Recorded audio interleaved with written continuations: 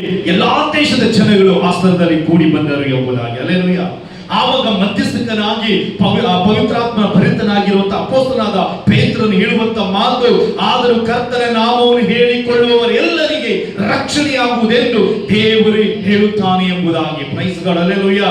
ಈ ಬೆಳಗಿನ ಸಮ್ಮುಖದಲ್ಲಿ ಒಂದೇ ಮನಸ್ಸಿನಿಂದ ಕೂಡಿ ಬಂದಿರುವ ನಿಮ್ಮೆಲ್ಲರಿಗೂ ದೇವರು ಹೇಳುವ ಮಾತು ಒಂದೇ ಒಂದು, ಆತನ ನಾಮವನ್ನು ಅರಿತುಕೊಂಡಂತ ಬಂದವರು ನಿಮ್ಮೆಲ್ಲರಿಗೆ ರಕ್ಷಣೆ ಇದೆ. ಆಮೆನ್. ಹಲ್ಲೆಲೂಯಾ. ಆತನ ನಾಮವನ್ನ ಹೇಳಿಕೊಂಡು ಬಂದಿರುವಂತ ನಿಮ್ಮೆಲ್ಲರಿಗೆ ದೇವರು ನಿಮಗೆ ರಕ್ಷಣೆಯನ್ನು ದಯಪಾಲಿಸಿದ್ದಾನೆ. Praise God. ಎಷ್ಟೇ ದೊಡ್ಡ ಪಾಪಿಯಾಗಿರಲಿ, ಯೇಸು ಎಂಬ ನಾಮ ಒಬ್ಬ ವ್ಯಕ್ತಿಯನ್ನ, ಒಬ್ಬ ಪಾಪಿಯನ್ನ ಬಿಡುಗಡೆ ಮಾಡಿ ರಕ್ಷಣೆ ಕೊಡುವ ನಾಮವಾಗಿದೆ. ಹಲ್ಲೆಲೂಯಾ.